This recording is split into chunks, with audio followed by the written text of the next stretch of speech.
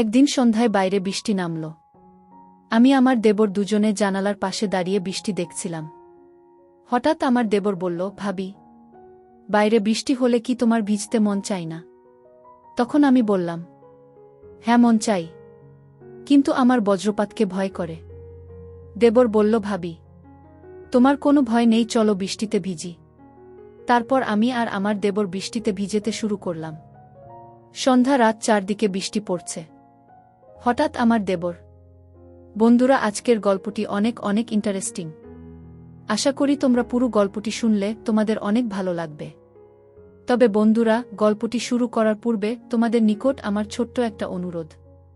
তোমরা দয়া করে আমার চ্যানেলটিকে সাবস্ক্রাইব করে আমাকে সাপোর্ট করবা। তো তাহলে চলো বন্ধুরা, গল্পটি শুরু করি। হ্যালো বন্ধুরা, আমি দিয়া মিত্র।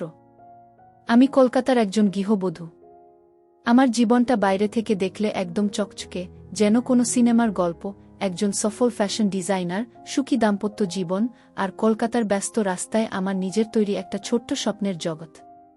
কিন্তু প্রতিটা গল্পের পেছনে একটা লুকানো অধ্যায় থাকে, যেটা কেউ জানে না। আমার গল্পের সেই অধ্যায় শুরু হয়েছিল একটা ফ্যাশন শোয়ের দিন, যেদিন আমার জীবনে এলো একটা নতুন মোড়। আমার ফ্যাশন ব্র্যান্ড ডিয়ার ড্রিমসের বার্ষিক শো ছিল সেদিন। কলকাতার একটা বড় অডিটোরিয়ামে আলোর ঝলকানি, ক্যামেরার ফ্ল্যাশ, আর দর্শকদের উৎসাহে মুখরিত পরিবেশ। এটা ছিল আমার ক্যারিয়ারের সবচেয়ে গুরুত্বপূর্ণ দিন। কিন্তু ঠিক শোয়ের ফিনালের আগে একটা বিপর্যয় ঘটল। আমার ফিনালে ড্রেস, যেটা পুরো শোয়ের হাইলাইট, সেটার একটা অংশ ছিঁড়ে গেল। আমার হাত পা ঠান্ডা হয়ে গেল, মনে হলো সব শেষ। ঠিক তখনই এগিয়ে এলো সঞ্জয় চক্রবর্তী, আমার দেবর। সঞ্জয় আমার স্বামী বিভাসেন্দ্রর ছোট ভাই, একজন স্বপ্নবাজ শিল্পী। ওর চোখে একটা অদ্ভুত আত্মবিশ্বাস। ও বলল, ভাবি, চিন্তা করো না, আমি ঠিক করে দিচ্ছি। মিনিট দশেকের মধ্যে ও তার শিল্পী মন দিয়ে ছেঁড়া পোশাকটাকে এমনভাবে ঠিক করল যে সেটা একটা নতুন ডিজাইনের মতো লাগছিল। ওর প্রতিভা দেখে আমি মুগ্ধ হয়ে গেলাম। শোটা অবশেষে সফল হল। দর্শকরা আমার ডিজাইনের প্রশংসায় মুখর হল। কিন্তু আমার মন বারবার সঞ্জয়ের কথা ভাবছিল। ওর সেই হাসি, ওর আত্মবিশ্বাস, আর ওর প্রতি আমার কৃতজ্ঞতা আমার মনে একটা অদ্ভুত অনুভূতি জাগাল। সেদিন রাতে বাড়ি ফিরে আমি ওকে ধন্যবাদ দিতে গেলাম। ও শুধু হেসে বলল, ভাবি, তোমার জন্য এটা তো করতেই হতো। ওর কথায় একটা উষ্ণতা ছিল, যেটা আমার হৃদয়ে গিয়ে ঠেকল। আমার স্বামী বিভাসেন্দ্র একজন ব্যস্ত ব্যবসায়ী। ওর কাজের চাপে আমাদের মধ্যে একটা অদৃশ্য দূরত্ব তৈরি হয়েছে। সেদিন রাতে ডিনারের সময় ও ফোনে ব্যস্ত ছিল। আমি আর সঞ্জয় বারান্দায় বসে কফি খাচ্ছিলাম। সঞ্জয় আমাকে তার একটা পেইন্টিং দেখাল, একটা নদীর ধারে একাকী গাছ। আমি বললাম, সঞ্জয়, তুমি এত প্রতিভাবান, কেন নিজের স্বপ্নের পেছনে ছুটছ না? ওর চোখে একটা লুকানো কষ্ট দেখলাম, যেন ওর মনে অনেক কথা জমে আছে। সঞ্জয় হাসল, কিন্তু উত্তরে শুধু বলল, ভাবি, সবাই তোমার মতো সাহসী হয় না। ওর কথায় আমার মনে হলো ওর জীবনের একটা গল্প আছে, যেটা আমি এখনো জানি না। আমার মনের মধ্যে একটা কৌতূহল জাগল।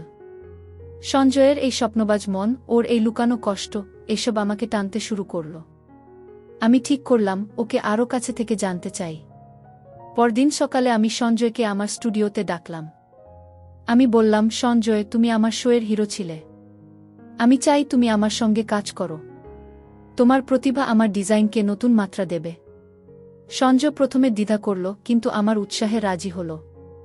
আমাদের মধ্যে একটা নতুন বন্ধন তৈরি হল, শ্রদ্ধা, বোঝাপড়া, আর একটা অজানা টান। সঞ্জয় আমার স্টুডিওতে এসেছে প্রথম দিন। আমার ছোট্ট কাজের জগতে ওর উপস্থিতি যেন একটা নতুন রং ছড়িয়ে দিল। আমার ডিজাইনের টেবিলে ছড়িয়ে থাকা ফ্যাব্রিক আর স্কেচের মাঝে ও দাঁড়িয়ে হাতে একটা পেন্সিল নিয়ে কি যেন আঁকছে। আমি ওর দিকে তাকিয়ে দেখলাম, ওর মুখে একটা অদ্ভুত মনোযোগ। যেন ও শুধু কাগজে আঁকছে না, নিজের মনের কোনো গল্প ফুটিয়ে তুলছে। আমি কাছে গিয়ে জিজ্ঞেস করলাম, কি আঁকছ সঞ্জয়? ও হেসে বলল, ভাবি, তোমার পরের কালেকশনের জন্য একটা আইডিয়া। দেখবে? ওর স্কেচটা দেখে আমি অবাক হয়ে গেলাম। এটা ছিল একটা পোশাকের ডিজাইন, যেখানে কলকাতার ঐতিহ্য আর আধুনিকতার একটা অপূর্ব মিশ্রণ ছিল। ওর আঁকা রেখাগুলো যেন আমার স্বপ্নের সঙ্গে মিলে গেল। আমি বললাম, সঞ্জয়, এটা তো অসাধারণ। আমরা এটা নিয়ে কাজ শুরু করব। ওর চোখে একটা আলো জ্বলে উঠল, যেন কেউ অনেকদিন পর ওর প্রতিভার প্রশংসা করেছে। আমাদের মধ্যে একটা নতুন উৎসাহ তৈরি হল, যেটা কাজের মধ্য দিয়ে আমাদের আরও কাছে নিয়ে এলো। দিনগুলো কাটতে লাগলো আমাদের একসঙ্গে কাজ করার মধ্য দিয়ে। স্টুডিওতে বিকেলগুলো কখন যে সন্ধ্যায় মিশে যেত বুঝতেই পারতাম না। আমরা ফ্যাব্রিক নিয়ে আলোচনা করতাম, রঙের ছায়া মেলাতাম, আর মাঝে মাঝে কফির কাপ হাতে গল্পে মেতে উঠতাম। সঞ্জয় আমাকে ওর শৈশবের গল্প শোনাল, কিভাবে ও ছোটবেলায় নদীর ধারে বসে ছবি আঁকত আর স্বপ্ন দেখত একদিন নিজের আর্ট গ্যালারি হবে। আমি ওর গল্প শুনে মুগ্ধ হতাম আর মনে মনে ভাবতাম এই ছেলেটার মধ্যে কতটা সম্ভাবনা লুকিয়ে আছে। কিন্তু আমার মনের এক কোণে একটা অস্থিরতা কাজ করছিল। বিভাসেন্দ্রর সঙ্গে আমার সময় কাটানো কমে গেছে। ওর ব্যবসার ব্যস্ততা আমাদের মধ্যে একটা ফাঁক তৈরি করেছে। আমি যখন সঞ্জয়ের সঙ্গে হাসিগল্পে মেতে উঠি, তখন মনে হয় আমি আবার জীবনের রং খুঁজে পাচ্ছি। কিন্তু এই অনুভূতি কি ঠিক? আমি নিজেকে প্রশ্ন করি, কিন্তু উত্তর পাই না। সঞ্জয়ের সঙ্গে কাটানো মুহূর্তগুলো আমার কাছে একটা পালিয়ে যাওয়ার জায়গা হয়ে উঠছিল, যেখানে আমি নিজেকে আবার জীবন্ত মনে করি। একদিন বিকেলে আমরা একটা নতুন ডিজাইন নিয়ে কাজ করছিলাম। সঞ্জয় হঠাৎ বলল, ভাবি, তুমি জানো, তুমি শুধু ডিজাইনার না, তুমি একজন শিল্পী। তোমার প্রতিটা ডিজাইনে একটা গল্প থাকে। আমি হেসে বললাম, তুমিও তো তাই সঞ্জয়। তোমার আঁকা ছবিগুলো যেন কথা বলে। আমাদের চোখাচোখি হলো, আর সেই মুহূর্তে আমার মনে হলো আমরা একে অপরের মনের কথা বুঝতে পারছি। কিন্তু আমি দ্রুত চোখ ফিরিয়ে নিলাম। এই অনুভূতি কি শুধুই বন্ধুত্ব, নাকি এর পেছনে আরও কিছু আছে? সেদিন সন্ধ্যায় আমি বাড়ি ফিরে বিভাসেন্দ্রর সঙ্গে কথা বলার চেষ্টা করলাম। কিন্তু ওর ফোনের স্ক্রিনে মুখ গুজে থাকা দেখে আমার মন ভারী হয়ে গেল। আমি বারান্দায় গিয়ে দাঁড়ালাম আর মনে মনে ভাবলাম, আমার জীবন কি এখন শুধু ডিজাইন আর কাজের মধ্যেই সীমাবদ্ধ? সঞ্জয়ের সঙ্গে কাটানো সময়গুলো আমার মনে একটা নতুন উত্তেজনা জাগাচ্ছে, কিন্তু এই উত্তেজনা কি আমাকে ভুল পথে নিয়ে যাবে? আমার মনের দ্বন্দ্ব আরও গভীর হল। পরদিন স্টুডিওতে সঞ্জয় আমাকে একটা ছোট্ট উপহার দিল, একটা হাতে আঁকা কার্ড, যেখানে আমার প্রিয় ফুল জুঁই আঁকা ছিল।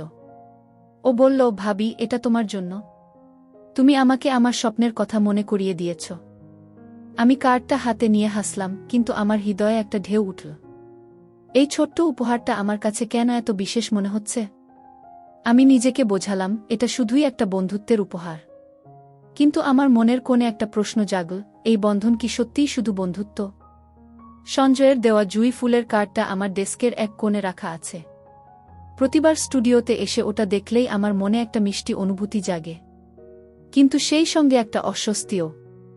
আমি নিজেকে বারবার বলি, এটা শুধুই বন্ধুত্ব, শুধুই একটা প্রশংসার প্রকাশ। কিন্তু তবু মনের এক কোণে একটা প্রশ্ন বারবার উকি দেয়া, এই অনুভূতি কি সত্যিই শুধু বন্ধুত্বের? আমি মনকে শান্ত করার চেষ্টা করি আর সঞ্জয়ের সঙ্গে আমাদের নতুন প্রজেক্টে মনোযোগ দিই। আমরা একটা নতুন কালেকশন নিয়ে কাজ শুরু করেছি, যেটা কলকাতার ঐতিহ্য আর আধুনিক ফ্যাশনের মিশ্রণ। সঞ্জয়ের স্কেচ আর আমার ডিজাইন মিলে যেন একটা জাদু তৈরি হচ্ছে। একদিন কাজের ফাঁকে সঞ্জয় হঠাৎ বলল, ভাবি, তুমি কখনো ভেবেছ জীবনটা যদি একটা ক্যানভাস হতো, তুমি কি আঁকতে? আমি হেসে বললাম, আমি বোধহয় একটা রঙিন বাগান আঁকতাম, যেখানে সবাই হাসছে। তুমি কি আঁকতে? ও চুপ করে কিছুক্ষণ ভাবল, তারপর বলল, আমি একটা নদী আঁকতাম, যেটা বয়ে চলেছে, কিন্তু কোথায় যাচ্ছে জানে না। ওর কথায় আমি থমকে গেলাম। ওর মনের গভীরতা আমাকে ছুঁয়ে গেল। আমাদের কথোপকথন এখন আর শুধু কাজের মধ্যে সীমাবদ্ধ নেই। আমরা জীবন, স্বপ্ন আর ছোট ছোট আনন্দের কথা বলি। একদিন সন্ধ্যায় স্টুডিওতে বাইরে বৃষ্টি নামল। আমরা দুজনে জানালার পাশে দাঁড়িয়ে বৃষ্টি দেখছিলাম। সঞ্জয় বলল, ভাবি, বৃষ্টির মধ্যে কি তোমার মনে হয় না জীবনটা একটু থমকে যায়? যেন সবকিছু ধুয়ে নতুন করে শুরু করা যায়। আমি হাসলাম, কিন্তু আমার মনে হলো ওর কথাগুলো আমার হৃদয়ের কোনো লুকানো কোণে পৌঁছে যাচ্ছে। আমি কি সত্যিই আমার জীবনকে নতুন করে শুরু করতে চাই? এদিকে বিভাসেন্দ্রর সঙ্গে আমার দূরত্ব যেন আরও বেড়ে যাচ্ছে। একদিন রাতে আমি ওকে আমাদের নতুন কালেকশনের কথা বলার চেষ্টা করলাম, কিন্তু ওর মনোযোগ ছিল অন্য কোথাও। আমি বললাম, বিভাসেন্দ্র, তুমি কি আমার স্টুডিওতে একদিন আসবে? আমি চাই তুমি আমার কাজ দেখো। ও শুধু মাথা নাড়ল আর বলল, দেখছি দিয়া, এখন একটু ব্যস্ত আছি। আমার মন ভারী হয়ে গেল। আমি যে শুধু ওর সময় চাই না, ওর সঙ্গে আমার পুরনো বন্ধনটা ফিরে পেতে চাই, সেটা কি ও বোঝে না? সঞ্জয়ের সঙ্গে আমার সময় কাটানো এখন আমার জীবনের একটা বড় অংশ হয়ে দাঁড়িয়েছে। একদিন আমরা একটা ফ্যাব্রিক মার্কেটে গেলাম নতুন কাপড় দেখতে। সেখানে হঠাৎ একটা দোকানদার আমাদের দুজনকে দম্পতি ভেবে বলল, ম্যাডাম, আপনারা দুজনে মিলে খুব সুন্দর জুটি। আমি আর সঞ্জয় দুজনেই হেসে ফেললাম, কিন্তু আমার হাসির পেছনে একটা অস্বস্তি লুকিয়েছিল। আমি দ্রুত বললাম, না না, আমরা শুধু একসঙ্গে কাজ করি। কিন্তু সঞ্জয়ের চোখে একটা মুহূর্তের জন্য কি যেন চমকে গেল। সেটা কি আমার মনের ভুল? বাড়ি ফিরে আমি আয়নার সামনে দাঁড়িয়ে নিজেকে প্রশ্ন করলাম, আমি কেন সঞ্জয়ের সঙ্গে এত স্বাচ্ছন্দ্য বোধ করি? কেন ওর কথা, ওর হাসি আমার মনে এত জায়গা করে নিচ্ছে? আমি নিজেকে বোঝালাম এটা শুধুই একটা পেশাগত বন্ধন। কিন্তু তবু আমার মনের এক কোণে একটা সন্দেহ জাগছে। আমি কি এই বন্ধনকে ভুলভাবে দেখছি? আমার এই অনুভূতি কি আমাকে এমন পথে নিয়ে যাবে যেখান থেকে ফেরা কঠিন? পরের দিন স্টুডিওতে সঞ্জয় আমাকে একটা নতুন স্কেচ দেখাল। এটা ছিল একটা পোশাক, যেটার নকশায় একটা নদীর ঢেউয়ের মতো প্যাটার্ন ছিল। ও বলল, ভাবি, এটা তোমার জন্য। তুমি যেমন, একই সঙ্গে শান্ত আর অস্থির। আমি হাসলাম, কিন্তু আমার মনের ভেতর একটা ঝড় উঠল। সঞ্জয় কি আমার মনের কথা বুঝতে পারছে? আমি কি নিজেকে আর লুকিয়ে রাখতে পারব? সঞ্জয়ের সেই নদীর ঢেউয়ের প্যাটার্নের স্কেচটা আমার মন থেকে যাচ্ছে না। ওর কথাগুলো, তুমি একই সঙ্গে শান্ত আর অস্থির, আমার মনের মধ্যে বারবার ঘুরপাক খাচ্ছে।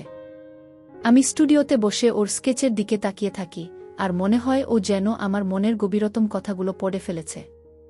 কিন্তু এই বোঝাপড়া, এই কাছাকাছি আসা, এটা কি ঠিক? আমি নিজেকে বারবার প্রশ্ন করি, কিন্তু উত্তর খুঁজে পাই না। আমাদের নতুন কালেকশনের কাজ এগিয়ে চলেছে। সঞ্জয় আর আমি এখন প্রায় প্রতিদিনই স্টুডিওতে একসঙ্গে কাজ করি। আমাদের মধ্যে একটা অদ্ভুত স্বাচ্ছন্দ্য তৈরি হয়েছে। কখনো আমরা ডিজাইন নিয়ে তর্ক করি, কখনো হাসিগল্পের সময় কাটাই। একদিন কাজের ফাঁকে সঞ্জয় বলল, ভাবি, তুমি জানো, আমার কাছে তুমি শুধু একজন ডিজাইনার না, তুমি আমার জন্য একটা প্রেরণা। আমি হাসার চেষ্টা করলাম, কিন্তু আমার হৃদয়ে একটা ঢেউ উঠল। ওর কথাগুলো আমাকে এমন এক জায়গায় নিয়ে যাচ্ছে যেখানে আমার যাওয়া উচিত নয়। এদিকে আমার আর বিভাসেন্দ্রর মধ্যে দূরত্ব যেন আরও বেড়ে যাচ্ছে। একদিন সন্ধ্যায় আমি ওকে আমাদের কালেকশনের একটা প্রোটোটাইপ দেখালাম। আমি আশা করছিলাম ও একটু উৎসাহ দেখাবে, আমার কাজের প্রশংসা করবে। কিন্তু ও শুধু বলল, ভালো দিয়া, কিন্তু আমার এখন একটা মিটিং আছে। আমার মন ভেঙে গেল। আমি বুঝতে পারছি ওর জীবনে আমি আর আগের মতো গুরুত্বপূর্ণ নই। আর এই শূন্যতার মধ্যে সঞ্জয়ের উপস্থিতি আমার কাছে আরও বেশি মূল্যবান হয়ে উঠছে। একদিন স্টুডিওতে কাজ শেষ করে আমরা দুজনে একটা কাছের ক্যাফেতে গেলাম। সঞ্জয় আমাকে তার একটা পুরনো স্কেচবুক দেখাল, যেখানে ওর শৈশবের ছবি, স্বপ্নের গল্প আঁকা। আমি মুগ্ধ হয়ে দেখছিলাম, আর ও বলল, ভাবি, তুমি আমাকে আবার স্বপ্ন দেখতে শিখিয়েছ। আমি ভেবেছিলাম আমার জীবনটা বোধহয় এভাবেই কেটে যাবে, কিন্তু তুমি আমাকে নতুন করে শুরু করার সাহস দিয়েছ। আমি হাসলাম, কিন্তু আমার মনের ভেতর একটা ঝড় উঠল। আমি কি শুধু ওর প্রেরণা, নাকি এর পেছনে আরও কিছু আছে? এই সময় আমার স্টুডিওর একজন সহকর্মী, আশ্রিতা, আমাকে একদিন আলাদা করে বলল, দিয়া, তুমি আর সঞ্জয় একসঙ্গে অনেক সময় কাটাচ্ছ। মানুষ কথা বলতে শুরু করেছে। আমি অবাক হয়ে বললাম, কি কথা? আশ্রিতা একটু দ্বিধা করে বলল, লোকে বলছে তোমাদের সম্পর্কটা শুধু কাজের নয়। আমার মাথায় যেন বাজ পড়ল। আমি রাগ করে বললাম, এসব বাজে কথা। আমরা শুধু একসঙ্গে কাজ করি। কিন্তু আশ্রিতা চলে যাওয়ার পর আমি নিজেকে প্রশ্ন করলাম, তবে কেন আমার মন এত অস্থির? আমি সঞ্জয়ের সঙ্গে কথা বলার সিদ্ধান্ত নিলাম। পরদিন স্টুডিওতে আমি ওকে বললাম, সঞ্জয়, আমাদের একটু সাবধানে থাকতে হবে। লোকে আমাদের নিয়ে ভুল বুঝছে। সঞ্জয় চুপ করে রইল, তারপর বলল, ভাবি, আমি কখনো চাই না তুমি কোনো সমস্যায় পড়ো। আমি কাজের বাইরে তোমাকে বিরক্ত করব না। ওর কথায় আমার মন ভারী হয়ে গেল। আমি কি ওকে ভুল বুঝলাম? নাকি আমি নিজেই নিজেকে ভুল বুঝছি? সেদিন রাতে আমি বাড়ি ফিরে বিভাসেন্দ্রর সঙ্গে কথা বলার চেষ্টা করলাম। আমি বললাম, বিভাসেন্দ্র, আমরা কি কখনো একসঙ্গে কোথাও ঘুরতে যাব? আমাদের একটু সময় দরকার। ও হাসল, কিন্তু বলল, দিয়া, এখন আমার কাজের চাপ অনেক। তুমি তো জানো। আমি আর কিছু বললাম না। কিন্তু আমার মনের মধ্যে একটা যুদ্ধ চলছে। আমি বিভাসেন্দ্রর সঙ্গে আমার সম্পর্ক ফিরে পেতে চাই, কিন্তু সঞ্জয়ের সঙ্গে কাটানো মুহূর্তগুলো আমাকে বারবার টানছে। সঞ্জয়ের সঙ্গে আমার কথোপকথনের পর আমার মন আরও অস্থির হয়ে উঠেছে। ওর কথা, আমি কখনো চাই না তুমি কোনো সমস্যায় পড়ো, আমাকে যেন আরও গভীর ভাবনায় ডুবিয়ে দিয়েছে। আমি নিজেকে বোঝানোর চেষ্টা করি যে আমাদের সম্পর্ক শুধুই পেশাগত, শুধুই বন্ধুত্বের। কিন্তু আমার হৃদয় যেন আমার কথা শুনতে চায় না। স্টুডিওতে ওর সঙ্গে কাটানো প্রতিটা মুহূর্ত আমাকে একটা অজানা পথে টানছে, আর আমি জানি না সেই পথে যাওয়া ঠিক হবে কিনা। আমাদের নতুন কালেকশনের প্রস্তুতি এখন প্রায় শেষের দিকে। সঞ্জয়ের স্কেচ আর আমার ডিজাইন মিলে আমরা এমন কিছু তৈরি করেছি যেটা আমার ক্যারিয়ারের সেরা কাজ হতে চলেছে। একদিন স্টুডিওতে আমরা শেষ মুহূর্তের কিছু ডিজাইন ফাইনাল করছিলাম। সঞ্জয় হঠাৎ বলল, ভাবি, এই কালেকশন যখন মঞ্চে উঠবে তুমি কলকাতার ফ্যাশন জগতে নতুন ইতিহাস লিখবে। আমি হাসলাম, কিন্তু আমার মনে হল এই সাফল্যের পেছনে সঞ্জয়ের অবদান যেন আমার থেকেও বেশি। ওর উৎসাহ, ওর সৃজনশীলতা আমাকে নতুন করে উজ্জীবিত করেছে। কিন্তু এই আনন্দের মাঝেও আমার মনের দ্বন্দ্ব কমছে না। আশ্রিতার কথাগুলো আমাকে বারবার ভাবাচ্ছে। লোকে আমাদের নিয়ে কথা বলছে, আর এই গুজব যদি বিভাসেন্দ্রর কানে পৌঁছে।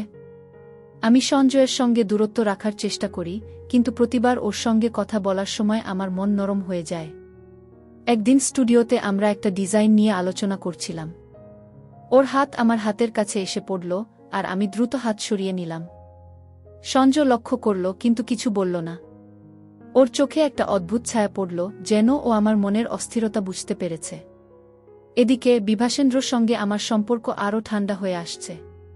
একদিন রাতে আমি ওকে বললাম, বিভাসেন্দ্র, আমরা কি একদিন একসঙ্গে কোথাও ডিনারে যাব? আমাদের একটু সময় কাটানো দরকার। ও একটু চিন্তা করে বলল, ঠিক আছে দিয়া, এই সপ্তাহে দেখছি। কিন্তু আমি জানি ওর এই প্রতিশ্রুতি শুধুই কথার কথা। আমার মনে হয় আমাদের মধ্যে যে বন্ধনটা একসময় ছিল সেটা যেন ক্রমশ হারিয়ে যাচ্ছে।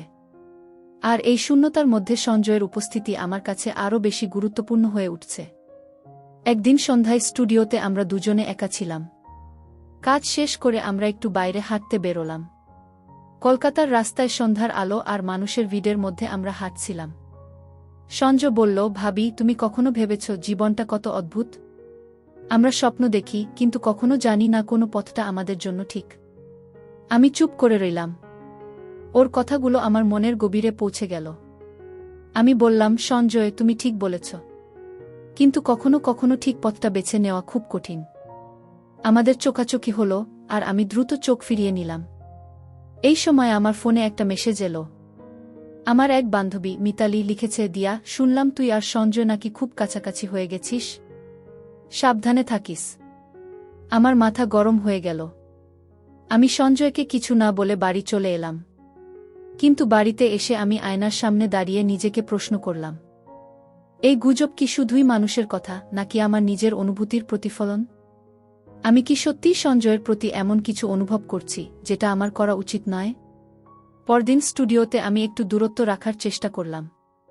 সঞ্জয় বুঝতে পারল, কিন্তু কিছু বলল না। ও শুধু বলল, ভাবি, আমাদের কালেকশনের শোয়ের আর মাত্র কয়েকটা দিন বাকি। আমরা এটাকে সেরা করব, তাই না? আমি মাথা নাড়লাম, কিন্তু আমার মন অন্য কোথাও ছিল। আমি বুঝতে পারছি আমার মনের এই ঝড় আরও জোরালো হচ্ছে। আমি বিভাসেন্দ্রর সঙ্গে আমার সম্পর্ক ফিরে পেতে চাই, কিন্তু সঞ্জয়ের সঙ্গে এই বন্ধন আমাকে বারবার টানছে। আমার মনের ঝড় এখন আর থামছে না। সঞ্জয়ের সঙ্গে দূরত্ব রাখার চেষ্টা করলেও আমার হৃদয় যেন বারবার ওর কাছে ফিরে যাচ্ছে। আমি জানি এই পথে এগোনো ঠিক নয়, কিন্তু আমার মনের অস্থিরতা আমাকে ছেড়ে যাচ্ছে না। আমাদের কালেকশনের শোয়ের দিন ঘনিয়ে আসছে, আর আমি নিজেকে বোঝাচ্ছি যে শুধু কাজের উপর মনোযোগ দেব। কিন্তু সঞ্জয়ের উপস্থিতি আমার জন্য একটা অদৃশ্য টান হয়ে দাঁড়িয়েছে। শোয়ের আগের দিন স্টুডিওতে আমরা শেষ মুহূর্তের প্রস্তুতি নিচ্ছিলাম। সঞ্জয় আমার পাশে বসে একটা ডিজাইনের ফাইনাল টাচ দিচ্ছিল। আমি লক্ষ্য করলাম ওর মুখে একটা গভীর মনোযোগ, কিন্তু চোখে একটা অস্থিরতা। আমি জিজ্ঞেস করলাম, সঞ্জয়, তুমি ঠিক আছো তো? ও হাসল, কিন্তু হাসিটা যেন জোর করে। ও বলল, ভাবি, আমি ঠিক আছি। শুধু ভাবছি এই শোয়ের পর আমার জীবন কোন দিকে যাবে। ওর কথায় আমার মন ভারী হয়ে গেল। আমি কি ওর জীবনের এই অস্থিরতার কারণ? শোয়ের দিন এলো। অডিটোরিয়াম ভর্তি দর্শক, ক্যামেরার ফ্ল্যাশ, আর আমাদের কালেকশনের জন্য উৎসাহের গুঞ্জন। আমি ব্যাকস্টেজে দাঁড়িয়ে সবকিছু তদারকি করছিলাম, আর সঞ্জয় আমার পাশে ছিল। আমাদের ডিজাইন মঞ্চে উঠল, আর দর্শকদের প্রশংসায় হোল মুখরিত হয়ে গেল। আমি সঞ্জয়ের দিকে তাকালাম, আর ওর চোখে একটা গর্বের হাসি দেখলাম। শোয়ের শেষে আমরা দুজনে মঞ্চে উঠলাম, আর দর্শকদের হাততালিতে আমার হৃদয় ভরে গেল। কিন্তু আমার মনের এক কোণে তখনও সেই দ্বন্দ্ব চলছে। শোয়ের পর আমরা একটা ছোট পার্টিতে গেলাম, যেখানে আমাদের টিম আর কিছু ক্লায়েন্ট ছিল। বিভাসেন্দ্রও এসেছিল অনেক দিন পর। আমি ভেবেছিলাম এই সাফল্যের মুহূর্তে ও আমার পাশে থাকবে, কিন্তু ও বেশিরভাগ সময় ফোনে ব্যস্ত ছিল।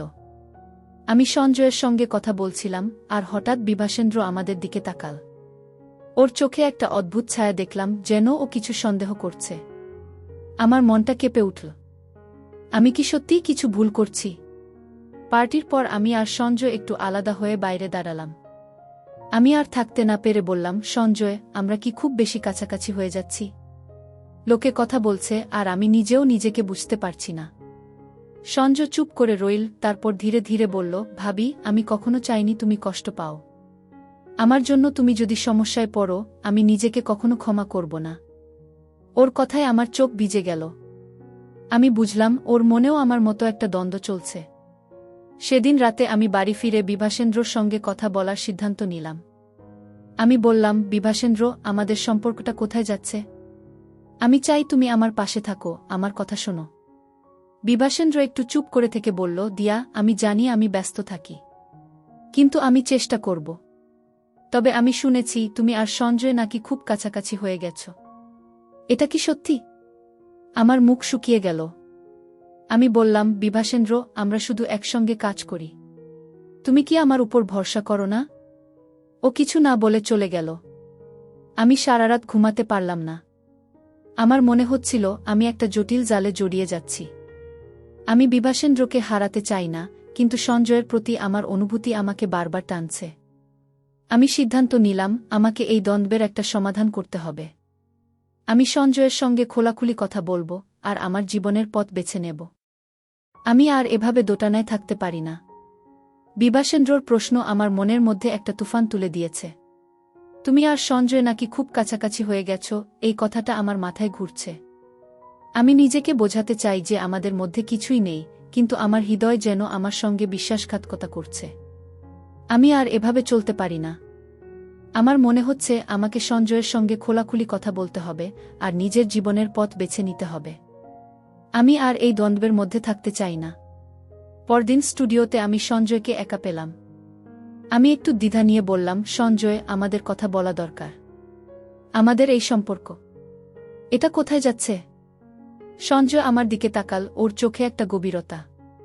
ও বলল, ভাবি, আমি জানি আমরা অনেক কাছাকাছি এসে গেছি, কিন্তু আমি কখনো চাইনি তুমি বা ভাইয়া কষ্ট পাও। আমার মনে যা আছে সেটা আমি নিজের মধ্যেই রেখেছি।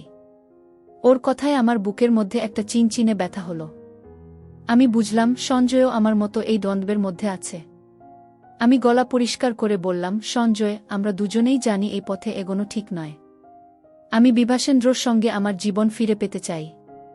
আর তুমি তোমার স্বপ্নের পেছনে ছুটতে পারো। আমরা এই বন্ধনকে এখানেই থামাই। সঞ্জয় চুপ করে রইল, তারপর মাথা নাড়ল। ও বলল, ভাবি, তুমি ঠিক বলেছ। আমি তোমার জন্য শুধু ভালো চাই। আমরা দুজনেই চুপ করে রইলাম, আর আমার মনে হলো আমরা একটা ভারী বোঝা নামিয়ে ফেললাম, কিন্তু সেই সঙ্গে কিছু হারিয়েও ফেললাম। এরপর আমি বিভাসেন্দ্রর সঙ্গে খোলাখুলি কথা বলার সিদ্ধান্ত নিলাম। সেদিন রাতে আমি ওকে বললাম, বিভাসেন্দ্র, আমি জানি আমাদের মধ্যে অনেক কিছু হারিয়ে গেছে, কিন্তু আমি চাই আমরা আবার শুরু করি। তুমি কি আমার সঙ্গে এই চেষ্টা করবে? বিভাসেন্দ্র আমার দিকে তাকাল, আর এবার ওর চোখে একটা আন্তরিকতা দেখলাম। ও বলল, দিয়া, আমি জানি আমি অনেক সময় তোমাকে অবহেলা করেছি। আমি চাই আমরা আবার একসঙ্গে হাসি, স্বপ্ন দেখি। আমার চোখ ভিজে গেল। আমি বুঝলাম আমাদের সম্পর্ককে বাঁচাতে আমাদের দুজনেরই চেষ্টা দরকার। সঞ্জয় আমাদের কালেকশনের কাজ শেষ করে একটা নতুন সিদ্ধান্ত নিল। ও আমাকে বলল, ভাবি, আমি একটা আর্ট গ্যালারির সঙ্গে কথা বলেছি। তারা আমার কাজ দেখতে চায়। আমি মনে করি এবার আমার নিজের পথে হাঁটার সময় এসেছে। আমি ওর কথা শুনে গর্ববোধ করলাম। আমি বললাম, সঞ্জয়, তুমি এটা পারবে। তুমি একজন সত্যিকারের শিল্পী। ও হাসল, আর আমি বুঝলাম ওর জীবনের নতুন অধ্যায় শুরু হতে চলেছে। কয়েকদিন পর সঞ্জয় শহর ছেড়ে চলে গেল। ওর আর্ট গ্যালারির প্রদর্শনী নিয়ে ও ব্যস্ত হয়ে পড়ল। আমি আর বিভাসেন্দ্র আমাদের সম্পর্ককে নতুন করে গড়ে তুলতে শুরু করলাম। আমরা একসঙ্গে সময় কাটাতে লাগলাম, পুরনো স্মৃতি ফিরিয়ে আনার চেষ্টা করলাম। আমার মনে হলো আমি যে শূন্যতা অনুভব করছিলাম সেটা ধীরে ধীরে ভরে উঠছে। কিন্তু সঞ্জয়ের সঙ্গে কাটানো মুহূর্তগুলো আমার মনে একটা মিষ্টি স্মৃতি হয়ে থেকে গেল। একদিন আমি আমার স্টুডিওতে বসে সঞ্জয়ের দেওয়া জুঁই ফুলের কার্ডটা দেখছিলাম। আমি বুঝলাম সঞ্জয় আমার জীবনে একটা আলো হয়ে এসেছিল, যেটা আমাকে আমার নিজের শক্তি খুঁজে পেতে সাহায্য করেছে। আমি নিজেকে ক্ষমা করলাম আর নিজের জীবনের জন্য নতুন করে স্বপ্ন দেখতে শুরু করলাম। আমার ফ্যাশন ব্র্যান্ড আরও বড় হচ্ছে, আর আমি জানি আমি এই পথে একা নই। সঞ্জয় চলে যাওয়ার পর আমার জীবন যেন একটা নতুন ছন্দে বাধা পড়েছে। আমি আর বিভাসেন্দ্র আমাদের সম্পর্ককে নতুন করে গড়ে তুলতে শুরু করেছি। আমরা একসঙ্গে সময় কাটাই, পুরনো স্মৃতি ফিরিয়ে আনি, আর একে অপরের সঙ্গে খোলামেলা কথা বলি। একদিন সন্ধ্যায় আমরা কলকাতার রাস্তায় হেঁটে বেড়ালাম, হাতে হাত ধরে। বিভাসেন্দ্র আমাকে বলল, দিয়া, আমি জানি আমি অনেক সময় তোমাকে অবহেলা করেছি, কিন্তু আমি চাই আমরা আবার সেই পুরনো দিনগুলো ফিরে পাই। আমার চোখ ভিজে গেল। আমি বুঝলাম আমাদের ভালোবাসা এখনও জীবিত, শুধু একটু যত্নের অপেক্ষায় ছিল। আমার ফ্যাশন ব্র্যান্ড দিয়ার ড্রিমস এখন নতুন উচ্চতায় পৌঁছেছে। আমাদের সাম্প্রতিক কালেকশনের সাফল্য আমাকে নতুন আত্মবিশ্বাস দিয়েছে। আমি আমার স্টুডিওতে বসে নতুন ডিজাইন নিয়ে কাজ করি, আর মনে মনে সঞ্জয়ের কথা ভাবি। ওর দেওয়া প্রেরণা, ওর সৃজনশীলতা আমার কাজে এখনও প্রভাব ফেলে। কিন্তু আমি জানি আমরা দুজনেই আমাদের জীবনের সঠিক পথ বেছে নিয়েছি। আমার মনে আর কোনো দ্বন্দ্ব নেই, শুধু একটা মিষ্টি স্মৃতি রয়ে গেছে। একদিন আমার ফোনে একটা মেসেজ এলো। সঞ্জয় লিখেছে, ভাবি, আমার প্রথম আর্ট প্রদর্শনী সফল হয়েছে। তোমার কথা খুব মনে পড়ল। তুমি ছাড়া আমি এটা কখনো পারতাম না। আমি হাসলাম আর উত্তরে লিখলাম, সঞ্জয়, আমি তোমার জন্য খুব গর্বিত। তুমি তোমার স্বপ্ন পূরণ করেছ। এগিয়ে যাও। আমার মনে একটা শান্তি নেমে এলো। আমি বুঝলাম আমাদের বন্ধন আমাদের দুজনের জীবনেই একটা ইতিবাচক প্রভাব ফেলেছে, কিন্তু আমরা সীমা অতিক্রম করিনি। বিভাসেন্দ্রর সঙ্গে আমরা একটা ছোট্ট ট্রিপে গেলাম। হাওড়া ব্রিজের নিচে দাঁড়িয়ে আমরা গঙ্গার দিকে তাকিয়েছিলাম। আমি বিভাসেন্দ্রর হাত ধরে বললাম, বিভাসেন্দ্র, আমি চাই আমরা সবসময় এভাবে একসঙ্গে থাকি। ও আমার দিকে তাকিয়ে হাসল আর বলল, দিয়া, আমি তোমাকে কখনো হারাতে দেব না। আমার মনে হলো আমি আমার জীবনের সঠিক জায়গায় ফিরে এসেছি। আমার স্টুডিওতে আমি একটা নতুন প্রজেক্ট নিয়ে কাজ শুরু করেছি। এবার আমি আমার কাজকে আরও বড় করতে চাই, আর বিভাসেন্দ্র আমার সঙ্গে এই পথে আছে। আমি জানি আমাদের জীবন এখন একটা নতুন শুরুর দিকে এগোচ্ছে। আমার মনে সঞ্জয়ের কথা এলেও আমি বুঝতে পারি ও আমার জীবনে একটা শিক্ষা ছিল, নিজের সীমা বোঝার শিক্ষা। একদিন আমি আমার স্টুডিওর ডেস্কে বসে সঞ্জয়ের দেওয়া জুঁই ফুলের কার্ডটা দেখলাম। আমি হাসলাম। এটা এখন আমার জন্য একটা স্মৃতি, একটা সময়ের সাক্ষী যখন আমি নিজেকে খুঁজে পেয়েছিলাম। আমি কার্ডটা বন্ধ করে রাখলাম আর নিজের কাজে মন দিলাম। আমার জীবন এখন আমার নিজের, আর আমি এটাকে পুরোপুরি বাঁচতে চাই। আমার আর বিভাসেন্দ্রর মধ্যে এখন একটা নতুন বোঝাপড়া তৈরি হয়েছে। আমরা একসঙ্গে হাসি, স্বপ্ন দেখি, আর ভবিষ্যতের পরিকল্পনা করি। আমি জানি আমাদের পথে অনেক চ্যালেঞ্জ আসবে, কিন্তু আমরা একসঙ্গে সেগুলো মোকাবিলা করব। আমার মনে শান্তি, কারণ আমি জানি আমি সঠিক পথে আছি। সঞ্জয়ের কাছ থেকে একটা খবর পেলাম, ওর আর্ট গ্যালারি এখন শহরে বেশ নাম করেছে।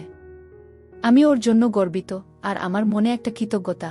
ও আমার জীবনে এসেছিল, আমাকে নিজেকে বোঝাতে সাহায্য করেছিল। আমি আর বিভাসেন্দ্র এখন আমাদের জীবনের নতুন অধ্যায় শুরু করেছি, আর এই অধ্যায়ে শুধু ভালোবাসা আর সম্মান পরিপূর্ণ। আর এই ভালোবাসা ফিরে পেতে আমি আমার নিজের হৃদয়ের সঙ্গে লড়াই করেছি, কিন্তু এখন আমি শান্তিতে আছি। আমার স্বপ্ন, আমার ভালোবাসা, আর আমার জীবন এখন আমার নিজের হাতে। বন্ধুরা, আমার গল্প এখানেই শেষ, কিন্তু জীবনের নতুন গল্প সবে মাত্র শুরু। পরিশেষে বন্ধুরা, আমি তোমাদেরকে বলতে চাই, জীবন আবেগ আর দায়িত্বের মধ্যে ভারসাম্য রাখা অত্যন্ত গুরুত্বপূর্ণ। মানুষের জীবনের মানসিক টানাপোড়েনের মুহূর্তে নিজের অনুভূতির মুখোমুখি হওয়া এবং সঠিক সীমানা বজায় রাখা জরুরি। আমাদের জীবনে এমন মানুষ আসতে পারে যারা আমাদের প্রেরণা দেয় বা নতুন দৃষ্টিভঙ্গি উপহার দেয়, কিন্তু নৈতিকতা ও দায়িত্ববোধের সীমা অতিক্রম না করে নিজের জীবনের লক্ষ্য ও সম্পর্কের প্রতি সত্য থাকতে হবে। এই গল্প আমাদের মনে করিয়ে দেয় যে স্বপ্নের পেছনে ছোটার পাশাপাশি নিজের মূল্যবোধ ও সম্পর্কের প্রতি আনুগত্য জীবনকে আরও অর্থপূর্ণ করে। বন্ধুরা, আজকে এই পর্যন্তই। আবারও আসব তোমাদের মধ্যে নতুন কোনো এক গল্প নিয়ে। গল্পটি যদি তোমাদের ভালো লাগে তাহলে লাইক, কমেন্ট, শেয়ার এবং সাবস্ক্রাইব করে আমাকে সাপোর্ট করবা। প্রতিদিন আমি তোমাদেরকে একটা করে নতুন গল্প উপহার দিব। পরিশেষে তোমাদের সকলের সুস্বাস্থ্য কামনা করি। তোমাদের সকলকে অসংখ্য ধন্যবাদ বন্ধুরা, এতক্ষণ ধৈর্য ধরে গল্পটি শোনার জন্য।